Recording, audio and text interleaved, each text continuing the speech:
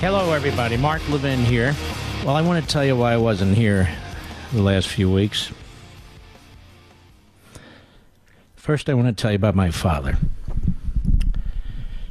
Now, many of you probably feel like you know my dad in many respects. I've talked about him a lot, and my mother. You know, my father wrote and illustrated 6 books, starting at the time he was 85 years old. And his last book comes out on October 30th.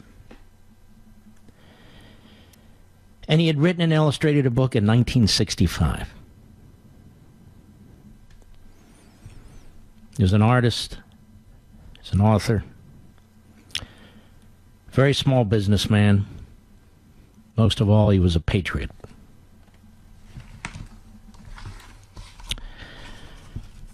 You know, this first book, Abraham Lincoln's Gettysburg Address Illustrated, there's a preface that I wrote.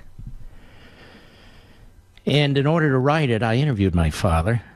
I don't mean formally, but I needed to know more about him and our family. I learned a lot.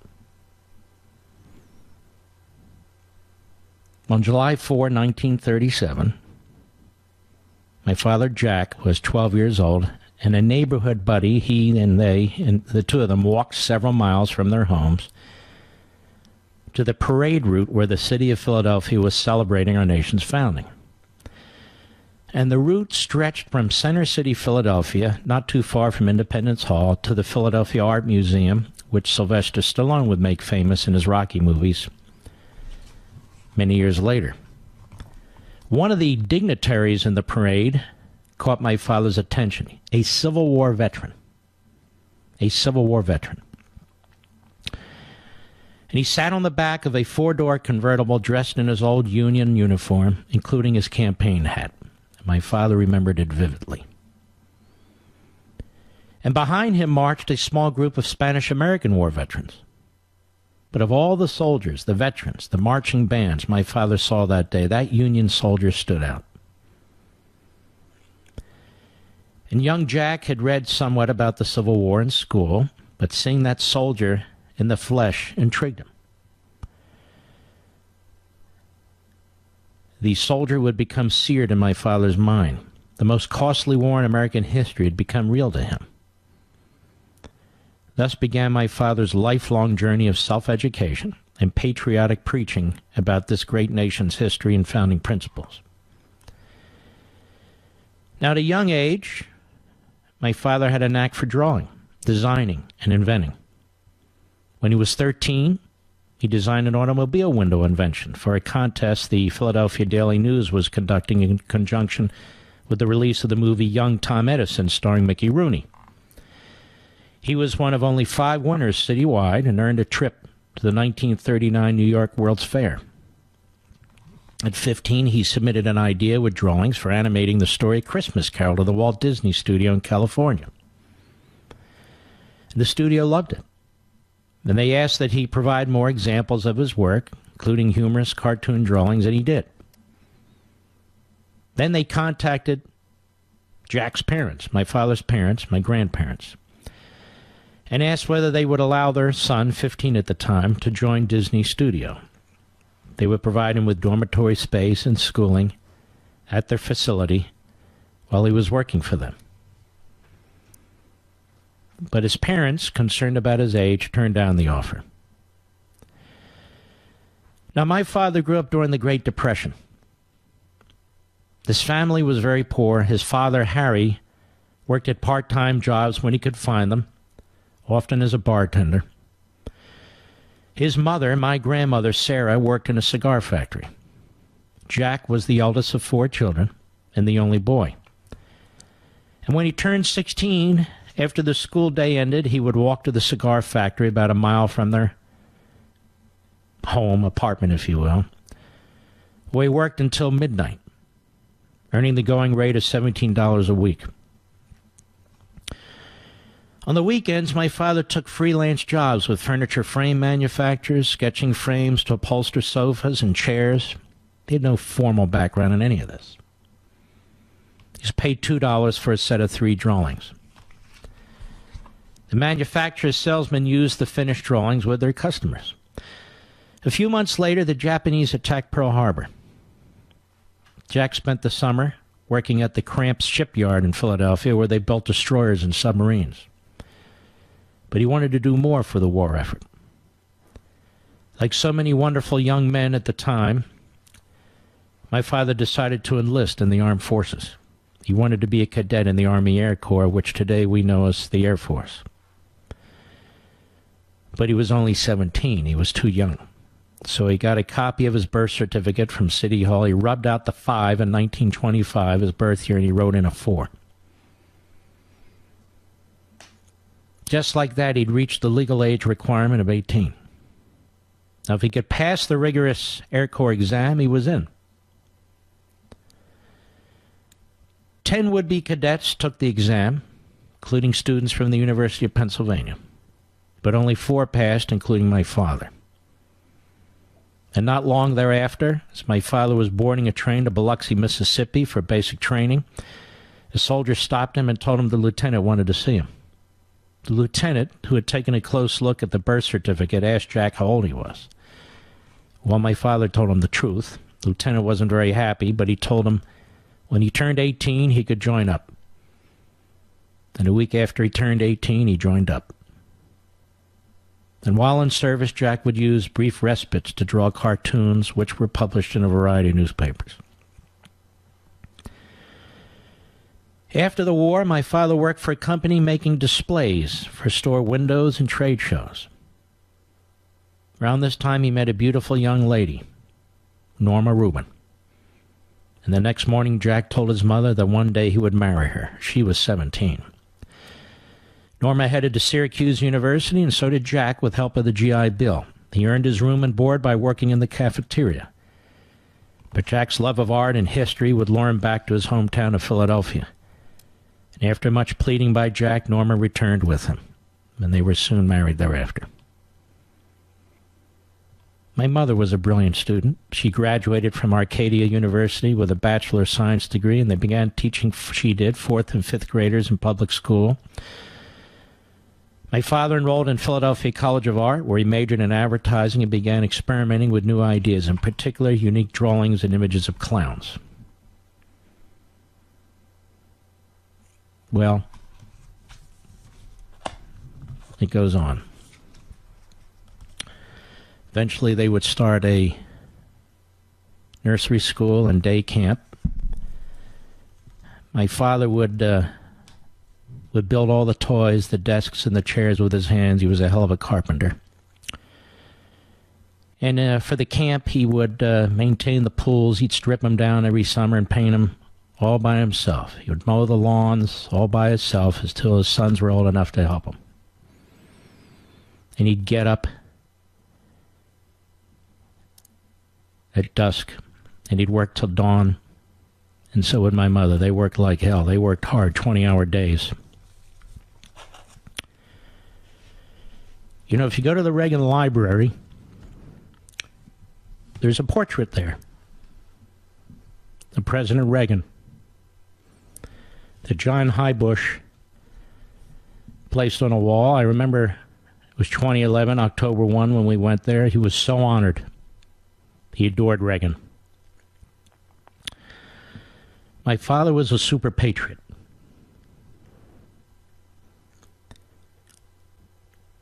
Everything I am, everything I do, is because of my mother and father.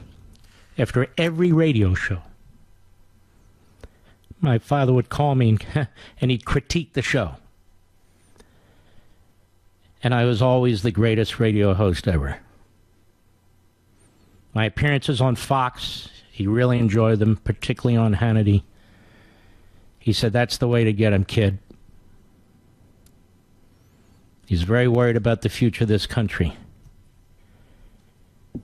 During the Republican primaries in 2016, I was backing Cruz early on. He liked Cruz too. But then one night he called me, he said, "Why the hell are you so tough on Trump?" I said, "You know what, Dad, maybe you're right." He said, "I like that guy. I like that guy." My dad was very excited about the book coming out on October 30th. I'm not hawking it, I'm just telling you. He was very concerned about the way our police had been treated by President Obama, by Attorney General Holder, by all these organizations. He was very upset about it. And like his other books, he was trying to provide lessons for young people about Americanism and supporting our institutions and supporting people who are upholding those institutions. And so his last book is called Our Police.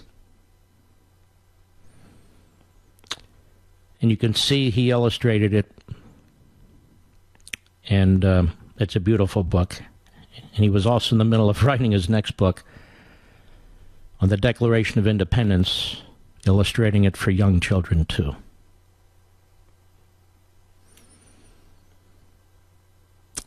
So,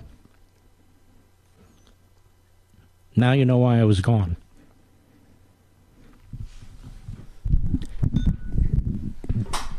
Because my father passed away last Monday from cancer. And as I embarrass myself here, he will be gravely missed by me and my family. And I want to thank you. He adored you too. He adored my audience. He's very proud of his son. He's very proud of all you patriots out there too. I'll be right back. Mark Levin.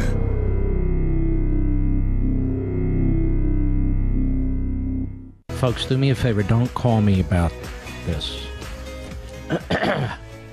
I appreciate each and every one of you, but we got to plow ahead. That's what he would want. That's what I want to do. We're going to plow ahead. And I saw some of what President Trump was saying during the break. I'll tell you, he's one of a kind. And we're going to miss him greatly when he's no longer president. I'm telling you right now, we will. He fights back. He speaks plainly.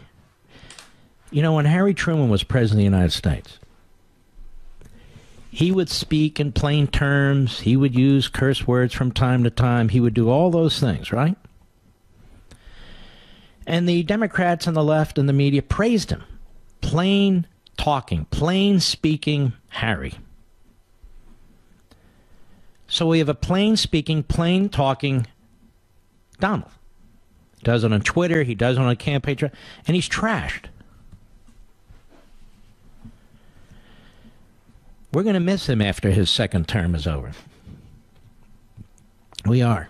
My dad was right about him. And he used to crack up my dad, as he does me, because nobody gets under the skin of a leftist or a media type, one and the same, like Donald Trump. And that's one of the reasons you love him, isn't it? He doesn't give as good as he gets. He gives better, 10 times better, and it drives them nuts. And it drives them nuts. You do not have to agree with everything Donald Trump does. But one thing you do know, he loves his country. And while you might and I might disagree with him here and there, we agree with him the vast majority of the time, and we know his heart's in the right place. We know that's not true with Joe Scarborough and Mika Brzezinski. We know that's not true with Jake Tapper and Don Lemon and Chris Cuomo. We know that's not true with the miscreants and malcontents who work at the New York Times and the Washington Post. This man loves our country.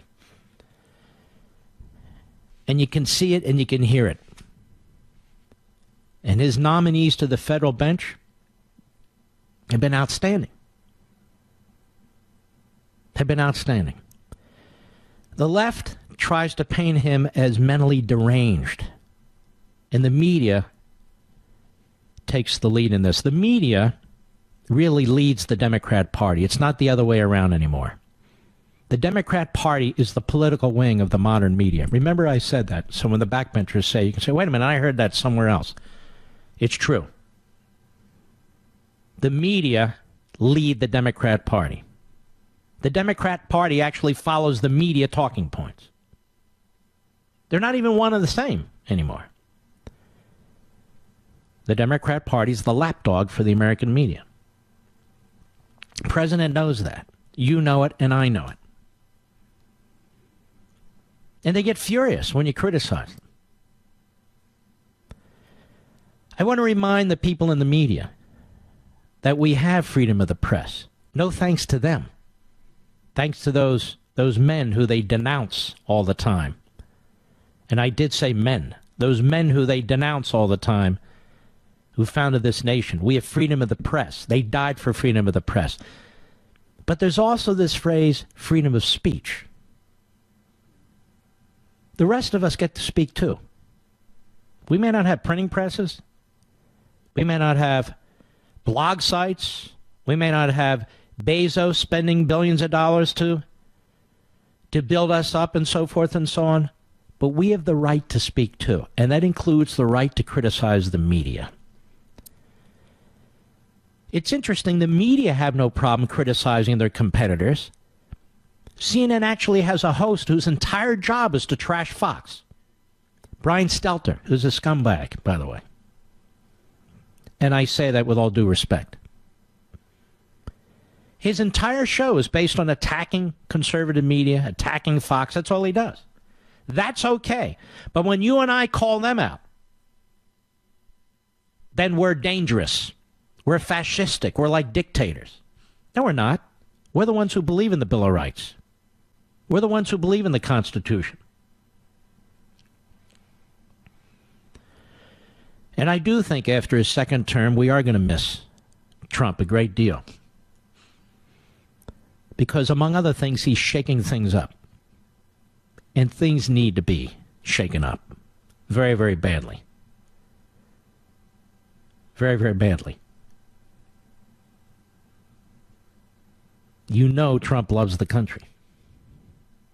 Can you really say that about all these media people who bring on these guests who trash the country? Who use racism to trash the country? Who call Trump supporters names? No, you can't.